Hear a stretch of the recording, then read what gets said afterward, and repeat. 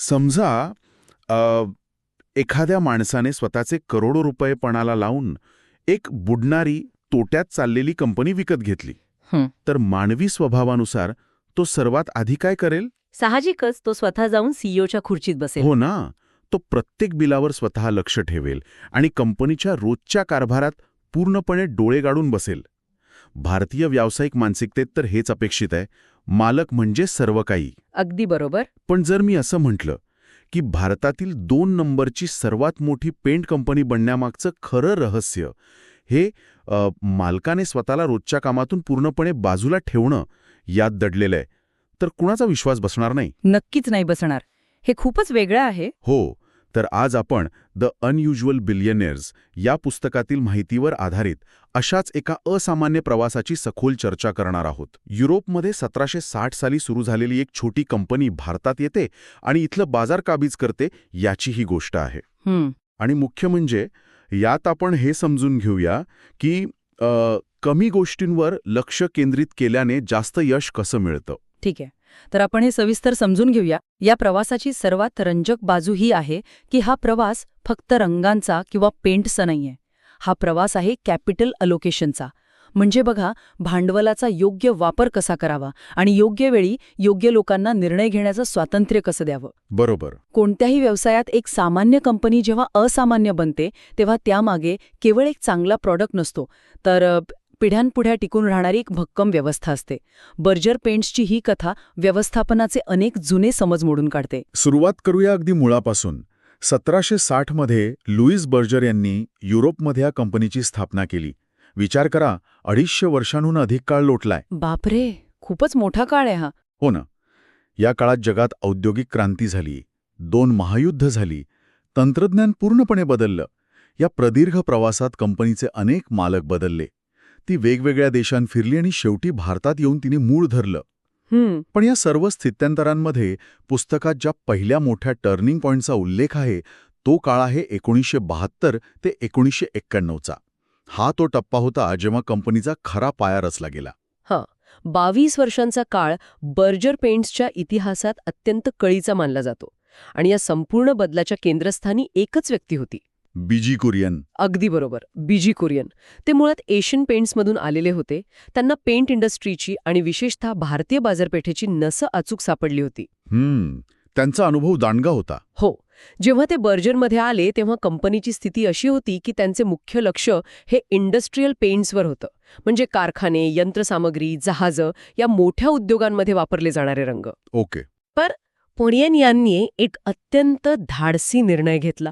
त्यांनी कंपनीचा मोर्चा डेकोरेटिव्ह पेंट्सकडे वळवला, म्हणजेच घरांना लावल्या जाणाऱ्या रंगांकडे. पण इथे एक प्रश्न उभा राहतो. म्हणजे रंग तर रंगच असतो ना, मग इंडस्ट्रीयलकडून डेकोरेटिव्हकडे वळण्यात एवढं मोठं काय होतं? वरवर पाहता हे खूप सोपं वाटतं. तिथेच खरी गोम आहे. इंडस्ट्रीयल पेंट आणि डेकोरेटिव्ह पेंट्स हे 2 पूर्णपणे वेगळे व्यवसाय आहेत. आता बघा, इंडस्ट्रीयल पेंटमध्ये काय असतं? तुमचे ग्राहक मोजकेच असतात. बरोबर. मोठे कारखाने किंवा सरकारी प्रकल्प, तिथे तुम्हाला बल्कमध्ये म्हणजे प्रचंड मोठ्या प्रमाणात रंग विकावा लागतो, पण नफ्याचे मार्जिन खूप कमी असते. अच्छा, म्हणजे तिथे रंगाची सुंदरता महत्वाची नसते. हो, तो गंजण्यापासून किती संरक्षण देतो हे महत्वाचे असते. याउलट डेकोरेटिव्ह पेंट्सचा व्यवसाय हा थेट ग्राहकांच्या भावनांशी जोडलेला असतो. तिथे लाखो घरे, हजारो दुकाने आणि सामान्य लोकांच्या आवडीनिवडींचा विचार करावा लागतो. म्हणजे मार्जिन जास्त असतं इथे. हो ना. नफ्याचं मार्जिन जास्त असते, पण तो नफा मिळवण्यासाठी तुम्हाला ग्राहकांच्या मनात एक ब्रँड तयार करावा लागतो. म्हणजे हे तर एखाद्या मालवाहू जहाजाला अचानक प्रवासी क्रूजमध्ये बदलण्यासारखं झालं. अगदी चपखल उदाहरण दिलं. म्हणजे बघा, मालवाहू जहाजाचं काम फक्त सामान एका ठिकाणाहून दुसऱ्या ठिकाणी नेणं असतं. तिथे सजावट किंवा ग्राहकांच्या आरामाचा विचार नसतो. पण जेव्हा तुम्ही क्रूज चालवता तेव्हा तुम्हाला प्रवाशांचा मनोरंजन, आकर्षक डिझाईन आणि मार्केटिंग सगळंच बघावं लागतं. हो, एका प्रकारच्या जहाजाचे कर्मचारी दुसऱ्या जहाजावर काम करू शकत नाहीत. कुरियन यांनी नेमकं हेच केलं ना? हो, त्यांनी कंपनीचा संपूर्ण DNA बदलून टाकला. आणि यात सर्वात आकर्षक बाब ही आहे की मजबूत कंपन्या केवळ एका नेत्यावर अवलंबून नसतात, त्या वेगवेगळ्या टप्प्यात उत्क्रांत होतात. हा DNA बदलण्यासाठी फक्त उत्पादने बदलून चालणार नव्हतं, मानसिकता बदलावी लागली. म्हणूनच कुरियन यांनी सर्वात आधी लिंटाससारख्या त्या काळच्या अतिशय नावाजलेल्या जाहिरात संस्थेला सोबत घेतलं. अच्छा, म्हणजे ब्रँडिंगवर भर दिला. हो, त्यांनी ग्राहकांच्या मनात बर्जरची एक ओळख निर्माण केली. त्याचबरोबर त्यांनी आतून कंपनीची सप्लाय चेन किंवा पुरवठा साखळी मजबूत केली. पण या प्रवासात कुरियन यांनी आणखी एक मास्टर स्ट्रोक मारला. कोणता? तो म्हणजे कॉन्ट्रॅक्ट मॅन्युफॅक्चरिंगचा. कॉन्ट्रॅक्ट मॅन्युफॅक्चरिंग म्हणजे स्वतः कारखाने न उभारता दुसऱ्यांकडून माल बनवून घेणे. हो, त्या काळात स्वतःचे मोठे कारखाने उभारणे म्हणजे खूप मोठे भांडवल गुंतवणे. कुरियन यांनी ठरवलं की आपले पैसे विटा सिमेंटमध्ये अडकवून ठेवण्यापेक्षा मार्केटिंग आणि वितरणावर खर्च करूया. म्हणजे लहान उत्पादकांकडून रंग बनवून घेतला. हो, आणि स्वतःच्या ब्रँड खाली विकला. यातून कंपनीची एक अशी व्यावसायिक संस्कृती तयार झाली जी प्रोसेसवर चालते, व्यक्तीवर नाही. इथपर्यंत सगळं छान वाटतंय. म्हणजे कुरियन यांनी एक भक्कम पाया रचला. पण 1991 साल उजाडलं आणि चित्र पूर्णपणे वेगळं होतं. पुस्तकातल्या नोट्सनुसार कंपनीची अवस्था अत्यंत बिकट होती. हो, कंपनी तोट्यात चालली होती. आणि इथेच खरी रंजक गोष्ट समोर येते. या टप्प्यावर धिंगरा बंधूंची एंट्री होते. त्यांनी ही कंपनी विकत घेतली. आता इथे मला खरोखरच एक प्रश्न पडतोय, जो पचायला खूप जळ जातोय. काय? धिंगरा बंधूंनी स्वतःचे करोडो रुपये ह्या बुडणाऱ्या जहाजात लावले, पण त्यांनी दैनंदिन कामकाजातून स्वतःला पूर्णपणे दूर ठेवलं. त्यांनी एका प्रोफेशनलला म्हणजेच व्यावसायिकाला CEO बनवलं. भारतीय कंपन्यांमध्ये हे फारच दुर्मिळ आहे. त्यांनी असं का केलं असावं? हा प्रश्न अत्यंत रास्त आहे. धिंगरा बंधूंना एक अतिशय दुर्मिळ सत्य उमगलं होतं. मालकी असणं आणि व्यवसाय चालवणं या दोन पूर्णपणे वेगळ्या कला आहेत. मालक म्हणून तुमच्याकडे भांडवल असू शकतं, पण याचा अर्थ असा नाही की बाजारातल्या रोजच्या घडामोडींचं तुम्हाला अचूक ज्ञान असेलच. म्हणजे आमचे पैसे आहेत, पण गाडी तुम्ही चालवा कारण तुम्हाला रस्ता जास्त चांगला माहित आहे, असा हा प्रकार होता. अगदी.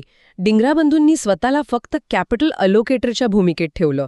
आलेला नफा कुठे गुंतवायचा, कंपनीचं दीर्घकालीन विजन काय असेल, केवळ या रणनीतीवर त्यांनी लक्ष केंद्रित केलं. आणि रोजची निर्णय व्यावसायिकांवर सोपवले. हो, यामुळे कंपनीतलं राजकारण कमी होतं, व्यावसायिकांना मोकळीक मिळते. भारतीय कॉर्पोरेट जगात हे एक मोठं आणि यशस्वी पाऊल होतं. आणि यातूनच पुढचा टप्पा सुरू होतो, जिथे फोकस आणि इनोव्हेशन या दोन शब्दांचा खरा अर्थ आपल्याला समजतो. आपण अनेकदा पाहतो की जेव्हा कंपनीला नफा होतो तेव्हा ते इतर व्यवसायात हातपाय मारायला लागतात, ज्याला डायव्हर्सिफिकेशन म्हणतात. हो, रंगांची कंपनी सिमेंट बनवायला घेईल. पण बर्जरने ठरवलं की आपण फक्त आणि फक्त रंगांच्याच व्यवसायात राहणार. आणि हाच त्यांचा सर्वात मोठा हुकमी एक्का ठरला. स्पर्धकांनी इतर व्यवसायात हातपाय मारून स्वतःचं नुकसान करून घेतलं, पण बर्जरने आपला सर्व वेळ आणि ऊर्जा फक्त पेंट इंडस्ट्रीवर केंद्रित केली. आणि ह्याच फोकसमुळं त्यांनी एक असं इनोव्हेशन आणलं ज्याने संपूर्ण अर्थकारणच बदलून टाकलं. ते होतं टिंटिंग मशीन. हे टिंटिंग मशीनचं उदाहरण खरंच भारी आहे. म्हणजे पूर्वी जेव्हा माणूस रंग विकत घ्यायला जायचा तेव्हा डीलरकडे वेगवेगळ्या रंगांचे शेकडो डब्बे असायचे. हो, लाल, पिवळा, निळा सगळे. डीलरचे लाखो रुपये त्या इन्व्हेंटरीमध्ये अडकून पडायचे. पण या टिंटिंग मशीनने गेमच पलटून टाकला. जर आपण ह्याला मोठ्या चित्राशी जोडले तर ह्या मशीनने नक्की काय केलं हे समजून घेणं खूप गरजेचं आहे. ह्या मशीनमुळे डीलर्सना वेगवेगळ्या रंगांचे डबे साठवून ठेवण्याची गरजच उरली नाही. हो, फक्त पांढऱ्या रंगाचे डबे. हो, बर्जरने त्यांना फक्त बेस कलर म्हणजे पांढऱ्या रंगाचे डबे पुरवले. जेव्हा ग्राहक दुकानात यायचा तेव्हा डीलर तो पांढऱ्या रंगाचा डबा त्या टिंटिंग मशीनखाली ठेवायचा. आणि ते मशीन अचूक थेंब मिसळून रंग तयार करून द्यायचं. बरोबर, काही मिनिटात ग्राहकाला हवा तसा रंग. हे तर एखादं साध्या डबा टीव्हीवरून थेट स्मार्ट टीव्हीवर जाण्यासारखं आहे, जिथे तुमच्याकडे अचानक हजारो पर्याय उपलब्ध होतात. अगदी तसंच. जुन्या टीव्हीवर मोजके चॅनल्स असायचे, पण स्मार्ट टीव्हीवर काहीही बघता येतं. टिंटिंग मशीनमुळे दुकानातली जागा तेवढीच राहिली, पण रंगांचे शेड्स 100 वरून थेट 5000च्या पुढे गेले. बापरे, हा खूप मोठा बदल होता. आणि याचा सर्वात मोठा आर्थिक फायदा कोणाला झाला? तर त्या डीलरला. त्याचं खेळतं भांडवल म्हणजेच वर्किंग कॅपिटल वाचलं ना. हो, त्याचे पैसे जे आधी इन्व्हेंटरीमध्ये अडकायचे ते मोकळे झाले. त्याला कमी जागेत जास्त व्यवसाय करता येऊ लागला.